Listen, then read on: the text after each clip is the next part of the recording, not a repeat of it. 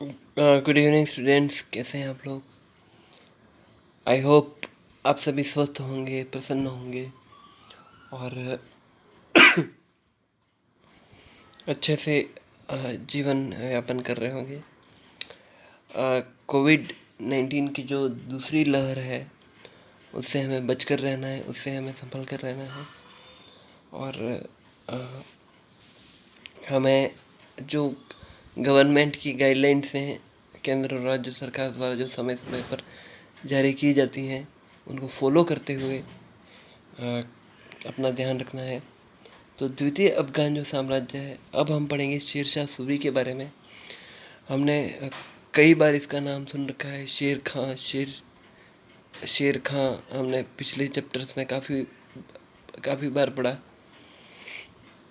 हमने देखा कि बाबर के बाद हुमायूं आया और हुमायूं और उसके पुनः गद्दी प्राप्त करने के बीच में शेर शाह सूरी ने शासन किया। तो ये कैसे किया हम देख लेते हैं। सबसे पहला जो पॉइंट है वो है आरंभिक जीवन उसका क्या था। शेर शाह का जो जन्म है वो होशियारपुर पंजाब में हुआ था। उसका पिता जो था वो जौनपुर का एक छोटा सा जागीरदार था। शेर शाह का जो बचपन का नाम था वो फरीद था, लेकिन दक्षिण बिहार में एक सूबेदार था। बचपन में क्या हुआ था कि फरीद ने एक शेर मार दिया था, तो एक सूबेदार ने उसको शेर खां की उपाधि दी थी। इसके बाद उसको ये नाम पसंद आ गया और उसने यही रख लिया। फिर 1529 ईस्वी में उसने महमूद लोदी की ओर से घाघरा के युद्ध में भी भाग लिया था, लेकिन ये पराजित हुआ। आप लोगों को याद होगा कि बाबर ने 1529 में घाघरा का युद्ध किया था अफगानों के विरुद्ध। इसके बाद 1500 लेकिन उसने 1529 ईस्वी में बंगाल के नुसरत शाह को पराजित भी किया। बाबर जो था वो शेर शाह को पहचान गया था कि ये काफ़ी तीक्ष्ण बुद्धि का है और चालाक है, तो हुमायूं को इसने शेर शाह के प्रति आगाह किया था। अब इसका हुमायूं के साथ संघर्ष और अन्य इसके अभियान क्या क्या रहे वो हम देख लेते हैं। 1530 ईस्वी में अब इसने चुनार पर अधिकार कर लिया और 1539 में चौसा और 1540 ईस्वी में बिलग्राम के युद्ध में उसने हुमायूं को परास्त कर दिया और उसने उत्तरी भारत में द्वितीय अफगान साम्राज्य की स्थापना की। हमने पिछले वीडियो में देख लिया है कि किस तरह से ये हुमायूं और शेर शाह के बीच में संघर्ष चला था। इसके बाद वो शासक बना और शासक बनने के बाद उसने शेर शाह की उपाधि धारण की। हम इसको पहले से ही नाम में यूज़ में ले रहे हैं, लेकिन ये जो उपाधि है वो शेर शाह, जैसे पहले तो उसका नाम फरीद था, लेकिन उसको जो शेर मारने पर उपाधि मिली थी शेर खां की मिली थी और शेर शाह की उपाधि उसको मिली उसने प्राप्त की शासक बनने के बाद। अब शासक बनने के बाद उसने क्या किया कि उसने पश्चिमोत्तर में जो मुगलों के प्रति जो वफादार थे लोग, मक्खर, उनका दमन किया। इसके बाद उसने 1542 ईस्वी में मालवा को जीता, 1543 ईस्वी में रायसीन को जीता, उसके बाद 1544 ईस्वी में मारवाड़ क्षेत्र को जीता तथा 1545 ईस्वी में कलिंजर को जीता।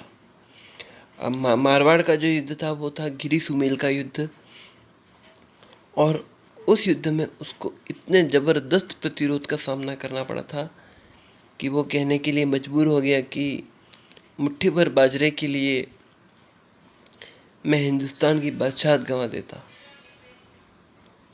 तो उसने मारवाड़ के वीरों की वीरता देखी और ये स्टेटमेंट उसने कहा। फिर 1545 में वो कलिंजर आक्रमण में था। लेकिन उसके दौरान क्या हुआ कि वो एक हथियार चला रहा था, हुक्का नाम का। तो उसमें आग लगा, उसको चला रहा था। इतने में बारूद के ढेर में आग लग गई और वहाँ पर विस्फोट हो गया, जिससे उसकी मृत्यु वहीं पर हो गई।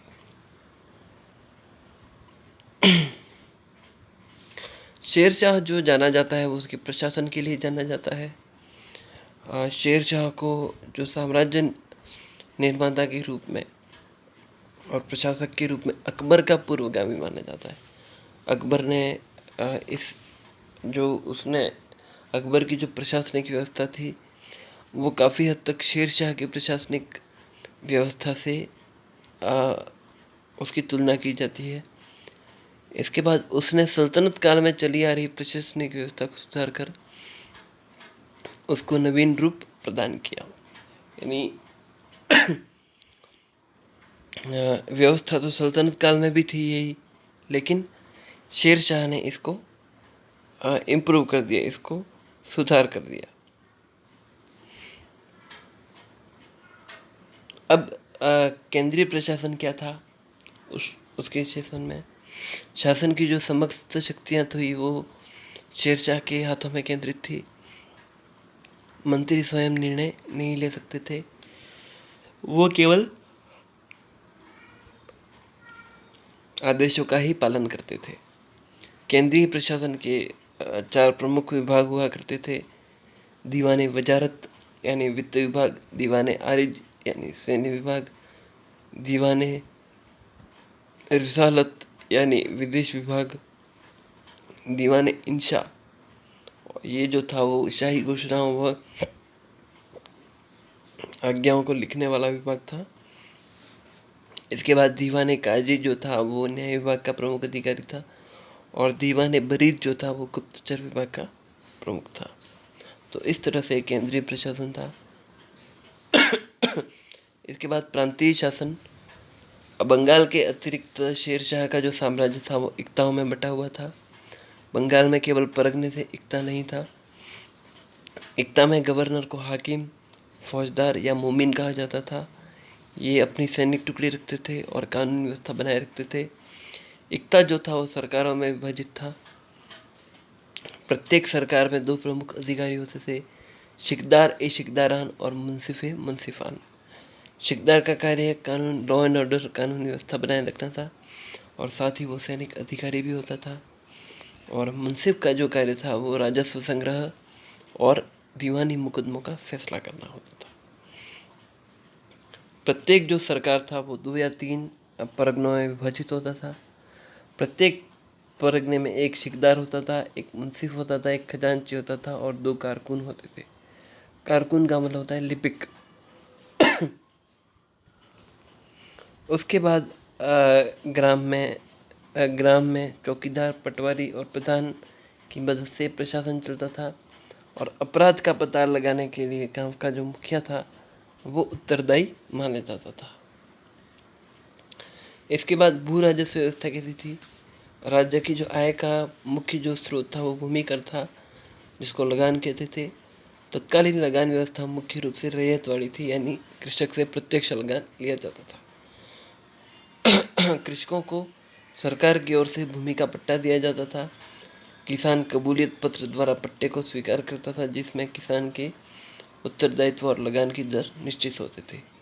शेरशाह ने भूमि के नाप के लिए सिकंदरी गज का प्रयोग किया। इसके बाद मुद्रा व्यवस्था कैसी थी। शेरशाह ने नई मुद्रा का प्रचलन और मुद्रा प्रणाली में सुधार किया।